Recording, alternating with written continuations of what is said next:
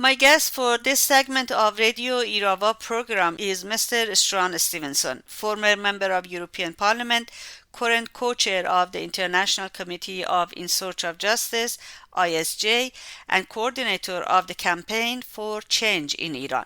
Since the installation of Pezeshkian as the new president in Iran by Khamenei last year, more than 1,500 prisoners have been executed.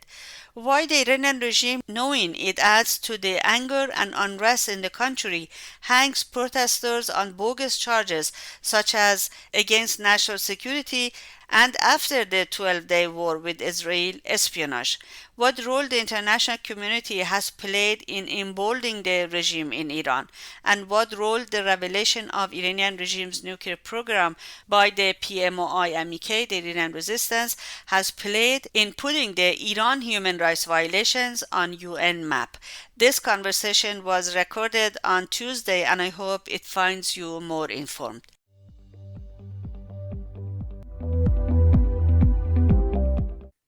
Hello, Mr. Stevenson. Welcome back to Radio Irava, and thank you very much for your time. Yeah, hi, thanks very much. It's becoming a regular feature to speak to you, and I really enjoy it. Thanks. Me too. I really appreciate your time and the explanation that you are giving us. It shed light on some of the points that are not covered in the media, and I really appreciate your intake in that. Mr. Stevenson, how do you interpret the sharp rise of executions in Iran?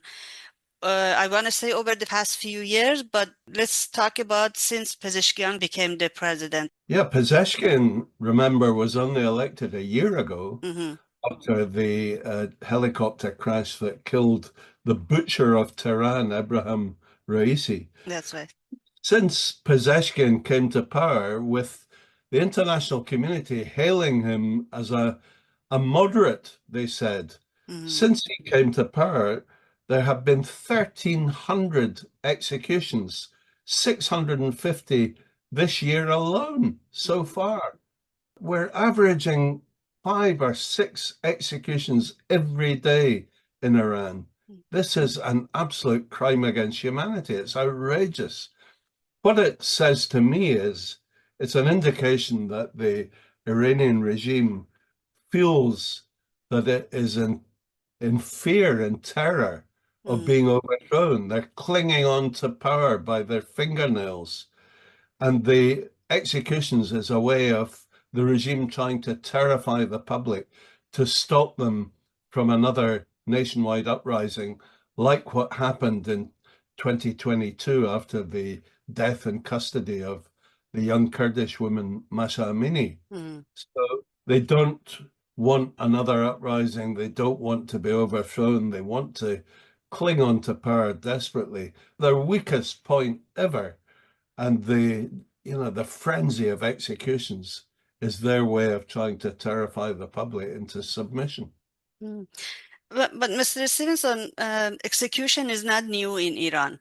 Iranian regime has been violating human rights since the beginning of the day that they took power in Iran. But my question is why they keep doing that, because it doesn't work. I mean, Iranian people are not silent. They come out, they protest, they have demonstrations. There are activities here and there. And then we have the Iranian resistance as the main opposition of the Iranian regime.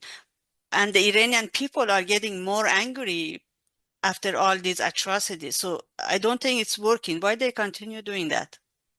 Yeah, it's a good question because, the executions were taking place even before the 1979 revolution under the Shah. Exactly. And for the Shah's son, Reza Pahlavi, to suddenly emerge after 46 years of silence, whenever he smells an opportunity that the current regime may be overthrown, he suddenly re-emerges, making his claim to the peacock throne. No one in Iran wants to see the reinstatement of the savagery of his father's monarchy. And his father's Savak, who brutally tortured and executed people. Now we see last month in a press conference in Paris, Reza Pahlavi said that he was in contact with leaders of the IRGC Mhm. and that he needs them to maintain order after the mullahs are overthrown. Now, he said these are brave people in the IRGC leadership, courageous people. You know, that is not going to go down very well with the thousands, tens of thousands of relatives of people who have been brutally tortured and executed by the IRGC, by the Revolutionary Guards. So for Reza Pahlavi to pretend that he wants to be the next ruler of Iran is a complete joke. He is the clown prince. Mhm. He is the emperor with no clothes jetting around the world trying to pretend that he's ready to take over. Of course, he's living on the proceeds of an estimated 25 to 30 billion dollars that his father looted from the people of Iran. And he's lived in some affluence in the last 46 years doing nothing to help the beleaguered people of Iran. But now you have the Fars news agency last week saying that they hailed what had happened in 1988 with the massacre of 30,000 political prisoners, most of whom were supporters of the MEK PMOI Mhm. or members of the MEK PMOI. And you have the Fars news agency saying that is something that should be repeated now, that this is a way to get rid of the dissidents who have been arrested and are currently in prison in Iran, calling for their execution, calling for a repeat of the 1988 massacre, which is under investigation by the UN because it was one of the worst atrocities uh, since the end of the Second World War. So this is the way the regime is going. They don't seem to care that the people of Iran, the 90 million people of Iran, regard this regime with revulsion, Mhm. regard them what they're doing in executing people at the rate of 5 or 6 a day as something grotesque. And, you know, I think the day of reckoning is rapidly approaching for the mullahs. Mm. And the silence of the international community didn't help either, Mr. Stevenson. Exactly. I mean, the silence of the international community simply emboldens the mullahs to carry out more atrocities, to carry out more hangings, more executions, more torture. And it's time, you know, that the United Nations, particularly the United Nations High Commission for Human Rights, it's time they intervened. Mhm. We cannot stand by silently and watch people. For instance, we've now got 9 people sentenced to death simply for supporting the MEK PMOI. Mhm. Absolute political prisoners sentenced to death, some of them sentenced to death twice Mhm. for being supporters of the democratic opposition. You know, the United Nations High Commission for Human Rights cannot stand aside and watch these executions continue. It must be stopped. The Iranian regime must be held to account. So what can they do, Mr. Stevenson? As you said, there are supporters of the PMOI MEK on the row for the execution, but there are other political prisoners as well. I think there are 5 Ahwazi political prisoners on the verge of being executed as well. So these arrests are continued, the oppression continues in Iran, and UN, I don't know, I just hear they are concerned and they are severely concerned. I mean, I don't see any concrete action from UN. What can they do to halt the executions? Well, the fact that high-level politicians expressing their deep concern, for instance, I attended a meeting of the British Committee for Iran Freedom in the House of Lords in London last week, and the names and photographs of the PMOI supporters who've been sentenced to death were repeatedly mentioned during that meeting, Mm-hmm. and it was demanded that these executions be halted. So, that kind of intervention is what is stopping the regime. It's causing them to hesitate before carrying out the death penalty because they know that this will reverberate against them. And they are now desperately, because of their weak state, desperately seeking renegotiations over a nuclear deal with the West, Mm-hmm. particularly with the EU and the UK. And they know that that can be stopped in its tracks if they go ahead with these executions of political prisoners. So I have some hope that maybe the international community taking notice of this, raising it repeatedly in the media and in meetings at the highest level with political leaders, will cause the Iranian regime to hesitate. Mm-hmm. As you mentioned, the 1988 mass executions of Iranian political prisoners, mainly from the PMOI MEK. At that time, there was a huge wall of silence regarding these atrocities in Iran. But right now, the atmosphere is different. Can you elaborate on that and tell me what your take is on this?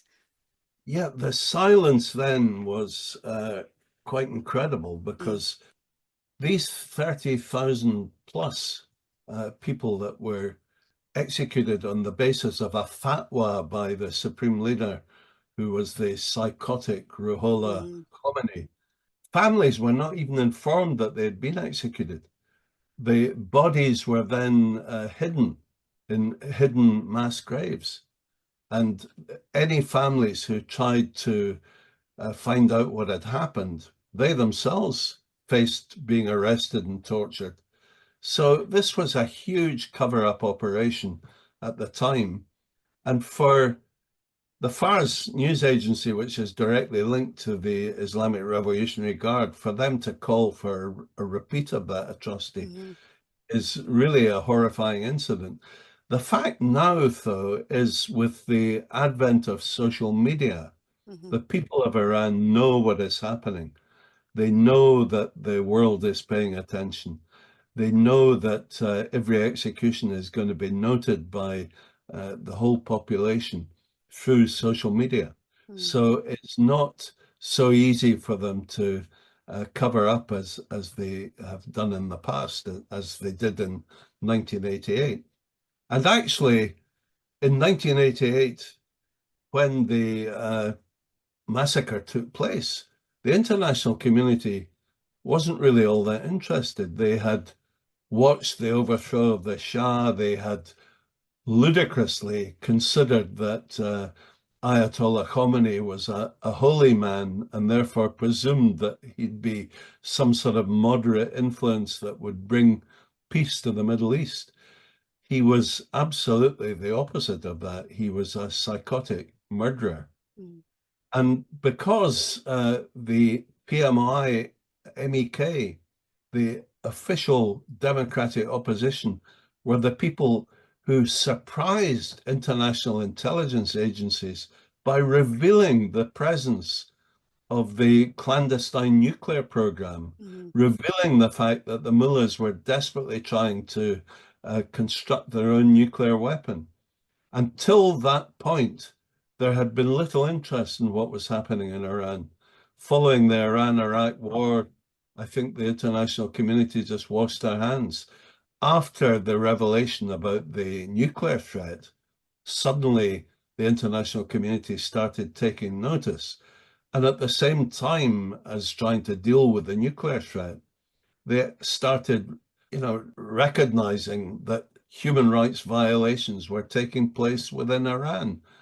And that has led to, international commitments to try to stop this and mm. to try to, help the people of Iran. I think the dynamic of the international community changed when the PMOI revealed the nuclear program of the Iranian regime, and it just put them on a spot, I believe.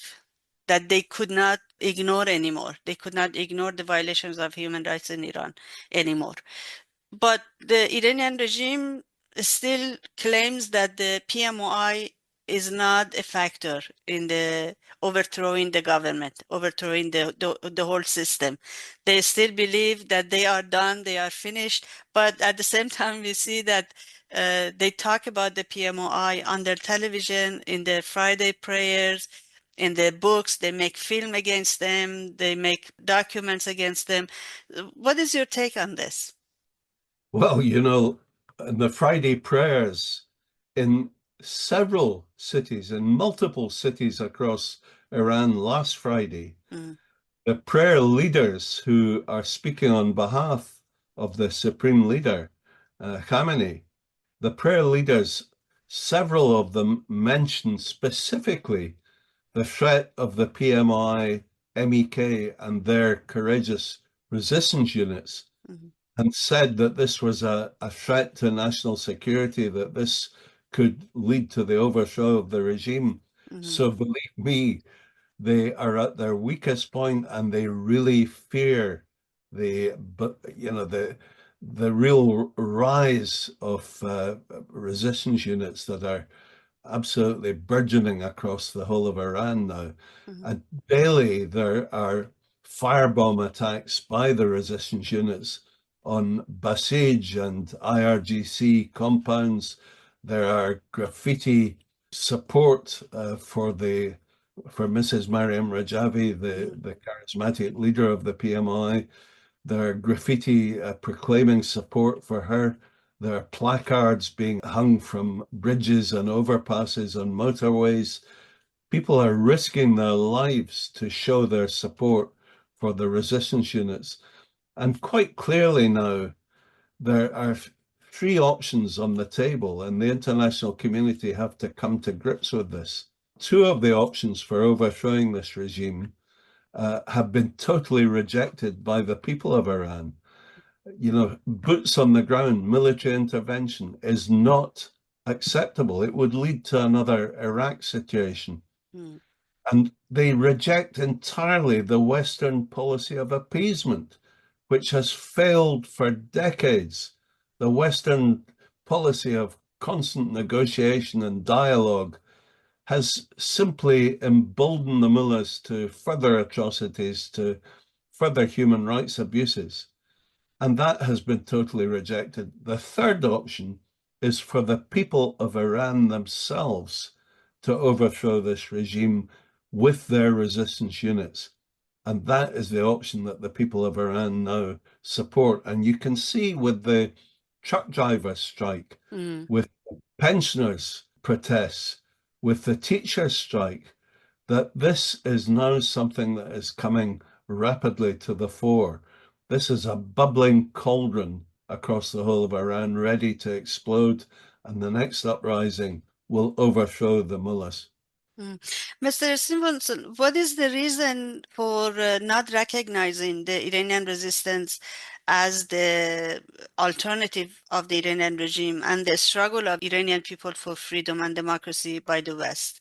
Well, I think the West now is coming to terms with the fact that the resistance does exist. Mhm, For far too long, they have accepted the propaganda which is really transmitted by the mullahs, by the IRGC and the Quds Force, that claimed that there is no real opposition inside Iran, that there is no backing for the PMI, MEK. But now, in fact, they see with the prayer leaders and with state-run news agencies constantly mentioning the PMI, MEK, and even the Supreme Leader himself mhm, mentioning the threat from the PMI, MEK, and their resistance units. They now in the West recognize that this has been a false message that has been propagated by the mullahs, and that they have to recognize the fact that the PMI, MEK is the future for Iran, and that is the only way that they can overthrow the mullahs. mhm. Axios reported on July 15, citing three sources, familiar with the Iranian nuclear program, that the foreign minister of US, France, Germany, and United Kingdom, they supposedly agreed in a phone call to set the end of August as the deadline for reaching a nuclear deal with the Iranian regime. And if an agreement is not reached by that day, the three European powers will activate the snapback mechanism that will impose UN Security Council sanctions within 30 days. Considering these countries' past records in regards to Iran and especially human rights situation, how serious are the Western powers regarding this issue? Well, this again is an example of the kind of nonsense that we have come to expect from Mm, EU and sadly from the UK now. Do you know the snapback mechanism, which was introduced when the JCPOA, the Joint mhm, Comprehensive Plan of Action on the nuclear deal under Obama back in 2015, when it was introduced, the snapback mechanism was put in place, and it was said that if the snapback was ever implemented, it would then claw back all of the sanctions that had been imposed under the terms of the JCPOA. Now, the trouble is, written into the JCPOA, the snapback mechanism expires on the 18th of October this year. mhm, And we know that it takes 65 days to implement. Now, that's all written into the JCPOA. It seems that the EU and the UK have failed to read the actual JCPOA rules, mhm, because if they wait until the end of August, they are not going to have enough time to implement the snapback. They would have to implement it now, this week, before the end of July, if they're going to meet that timetable. So we're really talking a lot of rubbish from the EU, and it's typical of the kind of the dialogue, the negotiation, the appeasement, do anything to try to appease the mullahs, while the mullahs rub their hands together. I mean, their foreign minister, Aragchi, has said that he has admitted that the 12-day war, the bombing by America and the Israelis, mhm, has seriously damaged their nuclear program. But he's openly said that they intend to start nuclear enrichment again. mhm, So the threat of them producing a nuclear weapon is still there. And here we have the remnants of the JCPOA, because, of course, Donald Trump, during his first term in office, unilaterally withdrew the US from the JCPOA, describing it as the worst deal in history. mhm, Because I remember reading the full terms of the entire JCPOA document, and it was incredible. It did not allow the International Atomic Energy Agency, the IAEA, which is the United Nations controller of mhm, nuclear policy, it did not allow their inspectors to enter or inspect any grounds within Iran that were run by the IRGC or the military. And of course, that's where all of the nuclear developments were taking place. So, it was ludicrous. The whole deal was simply one of, appeasement, of lifting sanctions on the regime in return for the pretext that they would somehow or other control the development of nuclear weapons. And it wasn't working at all. mhm, We know from the most recent report by Rafael Grossi, the head of the Atomic Energy Agency, that they had produced 900 pounds weight of highly enriched uranium to 60% purity, which is almost weapons grade, mhm, claiming that they only wanted it for civilian energy purposes. Well, if you are enriching uranium for civilian energy purposes, you only need it to 3% purity. Here we had 900 pounds weight at 60% purity. So they're liars, they're cheats, And we have to take this seriously. And that's why the Americans finally, during the 12-day conflict, used bunker buster bombs to try to destroy as much as they could of the enriched uranium facilities. But still, they're determined that they're going to, reproduce their enrichment program and build nuclear weapons. And that has to be taken very seriously by the West, and not by, messing around with saying, unless you comply with us by the end of August, we will introduce snapback. By then, it's going to be far too late. Why are they afraid of the Iranian regime? Is it fear? It's cowardice, absolute cowardice. We've seen the attempted assassination of my great friend and colleague, Alejo Vidal Quadras, the senior Spanish politician, a judge who issued a 12-page indictment last week concerning 8 criminals arrested across Europe, all involved in the attempted assassination of Alejo in November 2023. And the judge claimed that in his indictment that all of these arrested people have direct links to the Iranian regime. So here we have a regime now pointedly, concerned with trying to assassinate senior political figures on European soil.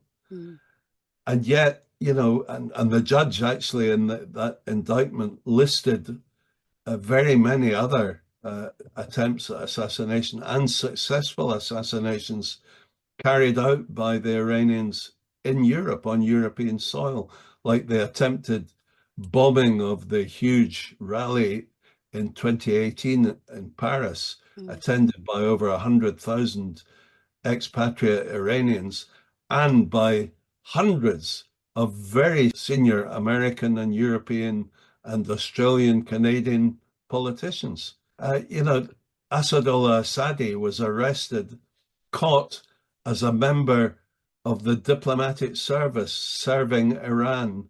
He was a diplomat in their Vienna embassy, and he was arrested in Luxembourg, handing over a primed, professionally made bomb to 3 co-conspirators and instructing them how to detonate that bomb at the rally in Paris. You were there as well, right? I was there as well. It could have killed dozens of people and maimed hundreds.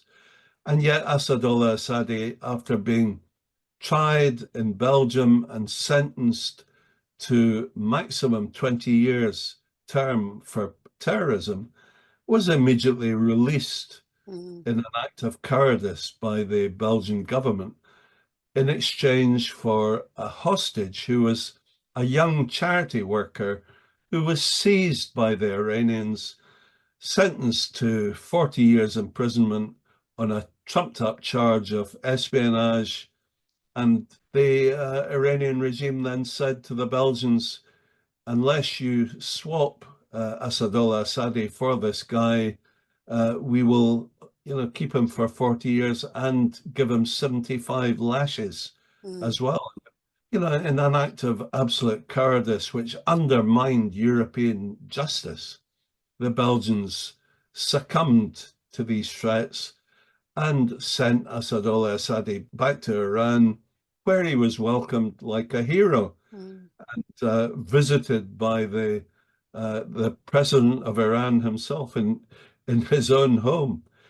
The Swedes did the same thing after Hamid Nouri was sentenced to life imprisonment for his part in the 1988 massacres as a horrible executioner, and with a long trial with much evidence given that proved his guilt as a blood-stained executioner. He was sentenced to life imprisonment, and again the mullahs simply seized an innocent Swedish person inside Iran and insisted on a prisoner swap, and the Swedish government succumbed to that and allowed Hamid Nouri to be sent home Iran to heroes welcome. You know, if Europe continues to act in this way, it simply encourages the mullahs to undertake more hostage taking, more atrocities, more human rights abuse, and we cannot go on in that way. As you know, the Iranian regime claims to have won the war with Israel, Mr. Stevenson. Therefore, it portrays the new wave of arrests and executions in Iran as a sign of power. On the other hand, they are reactivating their proxies in Middle East. I heard in the news that the 750 tons of ammunition and guns were sent to the Houthis, but it was confiscated by the Yemeni government. And there are many people in Iran, especially Afghan citizens in Iran, are being oppressed or they're being arrested under the guise of espionage because of this war with Israel. What is the reality here? What is your opinion about all of this? The reality is that the Iranian regime now, their axis of resistance that they called all their friends in the Middle East has been effectively decapitated. Mm-hmm. Departure of Bashar al-Assad, who was their biggest ally from Syria, was a serious blow to the Supreme Leader. He was one of the Supreme Leader's greatest allies and greatest friends. Mm-hmm. The decapitation by Israel of Hamas in Gaza and by Hezbollah in Lebanon has seriously undermined the position of the Iranian mullahs and their hegemony in the Middle East. Mm-hmm. And now we've had the Americans also targeting the Houthis with bomb attacks. So, you know, the Houthis better watch their step. If they start picking a fight with Donald Trump, I think they're going to be in big trouble. Mm-hmm. So, you know, the 12-day war, where for the first time Iran found itself in direct conflict with Israel and then in direct conflict with the Americans. The Israelis effectively took out most of the missile systems, most of the air defense systems in Iran. The Americans then destroyed the as you know much as they could the nuclear sites, and the Israelis killed dozens of senior IRGC figures, senior leaders in the IRGC, and dozens of nuclear scientists. Mm-hmm. So this has weakened the regime, and it has terrified the regime now that they're facing, you know, potential overthrow. And this, of course, has led to the frenzy of executions and to the increase in human rights abuse that's taking place. But I think, you know, we're seeing an increase in arrests because an increase in torture, an increase in hangings, because the regime wants to terrify the public into submission. And I don't think it's going to work. I think it's increasing the anger and revulsion of the public against the mullahs. And I think it's going to backfire and explode in their face. I want to ask you something. What if we didn't have the NCRI and the PMOI-MEK? What do you think would happen? What kind of world would we have? Well, you know, the PMI-MEK is like a government in exile. Mm-hmm. I have worked with them for around quarter of a century now. Mm. From the days when they were themselves, and this was a typical act of appeasement, they themselves were listed as a foreign terrorist organization by the Americans. And this was Obama trying to appease the mullahs. You know, please, you know, it started with Clinton. Oh, sorry, with Clinton. It was Obama actually who took them off the list eventually. Right. But it started with Clinton trying to appease the mullahs by blacklisting the PMI-MEK. And that was followed then, of course, by the EU and other countries. Mm.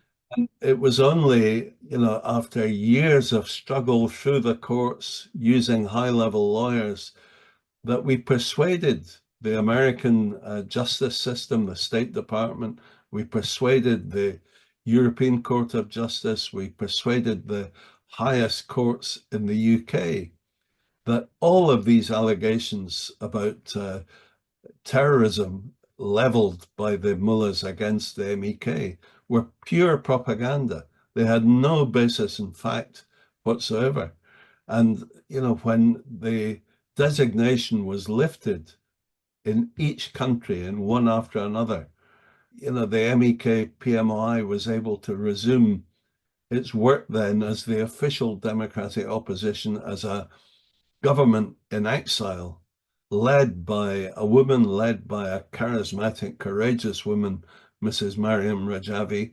And she now travels around Europe, having visited almost every parliament, every country in Europe, and unfortunately is still not being permitted to come to the UK, Mhm. which is outrageous. I mean, last week in the House of Lords, we were saying, why will the British not grant a visa to Mrs. Rajavi to come to London and to speak to members of Parliament and members of the House of Lords Mm. to explain why the PMI-MEK is a democratic movement and is ready to take control in Iran and to implement her 10-point plan after the overthrow of the mullahs, which would introduce justice, freedom, democracy, the human rights, women's rights, Mhm. an end to the nuclear threat, an And end no to the execution. and no executions. So, this is a manifesto that I'd be quite happy to stand on as a politician in the West. Mhm. And she explains this so eloquently in all the parliaments that she is allowed to visit in Europe, and yet she is still being prohibited from coming to the UK. That must also change, and I think will change as we get very near to the point where the people in the West realize that the mullahs are on the last legs. They're about to fall over the edge of the cliff. That's right. Mr. Stevenson, I have asked you this question before, but why are you defending the PMOI and NCRI? You're not an Iranian person, you live in Europe, you have a comfortable life, and now you're retired, I believe, but still your activism precedes your your past activities. You're working more than before. Why? I'm Scottish, Mm, as you know.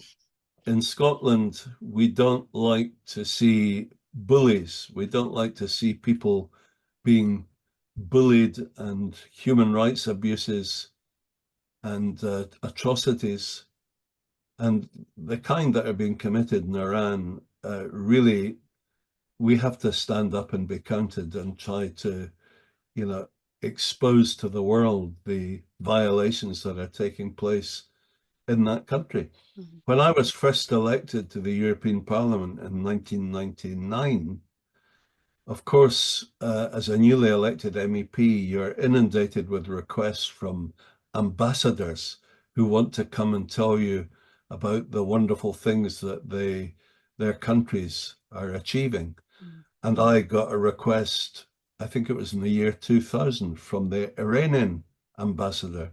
He wanted to come and tell me about the great things being achieved by the Islamic Republic. mm, So I agreed and said to my staff, could you scan the Middle East news and find anything you can of interest to brief me before I meet with the ambassador? And they gave me a copy of a newspaper report where a 14-year-old girl in Iran had been raped by a member of the Basij, a married guy, and he was sentenced to 60 lashes, and she was sentenced to death for committing adultery with a married man, a 14-year-old girl. And she was so astonished when the judge passed this sentence, she tore off her headscarf And the judge said, for violating my court by tearing off your headscarf, I will put the rope around your neck myself. Now, I produced that newspaper article when the ambassador came to my office. He started trying to tell me all about the great things Iran was achieving. And I said, just stop. I want to show you this article. I said, I do not accept any ambassador from a country that can behave in a way like this. I now ask you to get out of my office and never try to come to see me again. And when he left, I said to my staff, I noticed that there are some people who keep trying to stop me in the corridors to tell me about the Iranian opposition. Can you go and find them and bring them to me? And I want to tell them that I want to spend a lot of my time as a politician trying to help them, because countries that hang 14-year-old girls, need to be exposed. So since that point, I've been, very active working with the Iranian opposition. That's the reason I'm a supporter of the PMI, MEK, and Mrs. Rajavi, who I find inspirational. Believe me, everything you do is appreciated by the Iranian people who are involved in overthrowing the Iranian regime, and we really appreciate you. Mr. Stevenson, what would your message be to the Iranian people? I don't claim that I have a big audience. I just want you to tell me what your message is to Iranian people, particularly the families of those facing executions right now. Well, especially Said Masuri's family. As you know, he's been in prison for the past 25 years without a day of leave. He's been in there, and they just grabbed him last week and relocated him to another prison without his permission, without his lawyer's permission. I don't even know if he has a lawyer.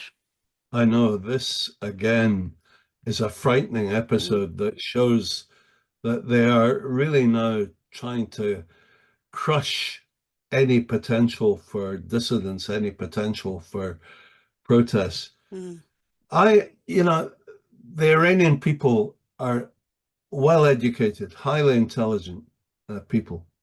They know from history that when the French Revolution took place, it started with the storming of the Bastille, the huge repressive prison in Paris. And I can tell you, when the next uprising comes, the storming of Evin prison will be symbolic. I think that will be the start of the release of prisoners across the whole of Iran. We are now literally at the gates of freedom. We're now on the very verge of the storm that will come and overthrow the mullahs. The time for change is really right at our doorstep now, and it's the people of Iran themselves who will achieve this. And the message really to all of them is, have courage. When you take to the streets, you will be in a position of huge power.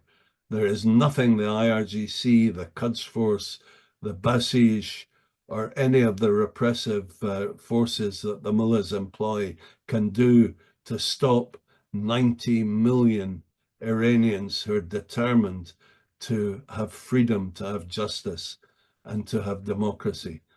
Your day is about to dawn, and please have courage.